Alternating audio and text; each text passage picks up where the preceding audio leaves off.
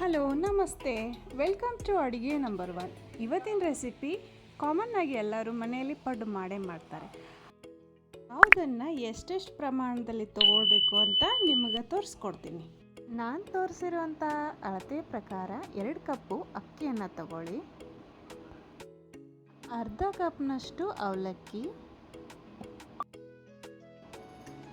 ಕಡಲೆಬೇಳೆ 1/4 ಕಪ್ನಷ್ಟು ತಗೊಳ್ಳಿ, 1 ಟೀ ಸ್ಪೂನಷ್ಟು ಮೆಂತೆಕಾಳು, ಅರ್ಧ ಕಪ್ನಷ್ಟು ಉದ್ದಿನಬೇಳೆ.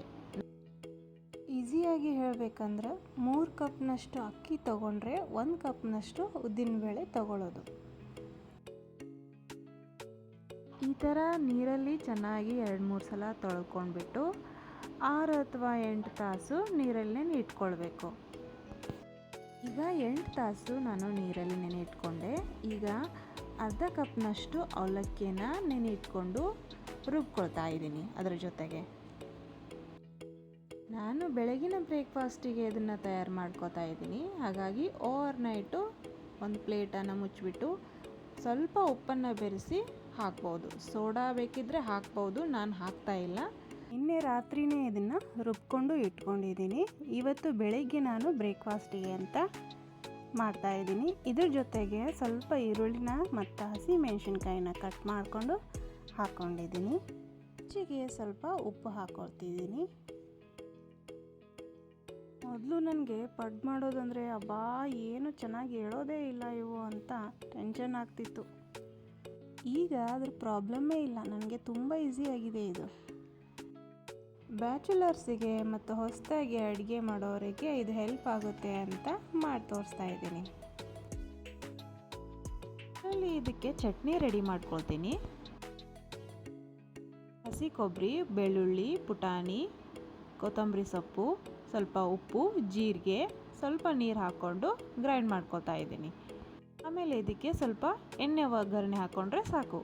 ಇದಕ್ಕೆ ಕಡಲೆಬೇಳೆ, ಉದ್ದಿನಬೇಳೆ, ಬ್ಯಾಡಗಿ ಮೆಣಸಿನ್ಕಾಯಿ, ಕರಿಬೇವು ಹಾಕ್ಕೊಳ್ತಾ ಇದ್ದೀನಿ. ಇದು ತಣ್ಣಗಾದ್ಮೇಲೆ ಅದು ಚಟ್ನಿ ಜೊತೆಗೆ ಬೆರೆಸ್ಕೊಳ್ಳೋಣ. ಪಡ್ಡು ಹಂಚನ್ನು ಕಾಯಿಸ್ಕೊಂಡಿದ್ದೀನಿ. ಅದಕ್ಕೆ ಎಣ್ಣೆನ ಹಾಕ್ಕೊಂಡು ಚೆನ್ನಾಗಿ ಕಾಯಬೇಕು. ಚೆನ್ನಾಗಿ ಕಾಯ್ದಾದ್ಮೇಲೆ ಈ ರೀತಿ ಹಿಟ್ಟನ್ನು ಹಾಕ್ಕೊಳ್ಳುವಾಗ ಸ್ವಲ್ಪ ಗ್ಯಾಸ್ ಸ್ಲೋವನ್ನು ಕಡಿಮೆ ಮಾಡ್ಕೊಳ್ಬೇಕು. ಅದಾದಮೇಲೆ ಒಂದು ಲಿಡ್ ಕ್ಲೋಸ್ ಮಾಡಿ ಸ್ವಲ್ಪ ಮೀಡಿಯಮ್ ಸೈಜಲ್ಲಿ ಗ್ಯಾಸನ್ನ ಇಟ್ಕೊಂಡ್ಬಿಟ್ರೆ ಚೆನ್ನಾಗಿ ಉಬ್ಬಿ ಬರುತ್ತೆ ನೋಡಿ.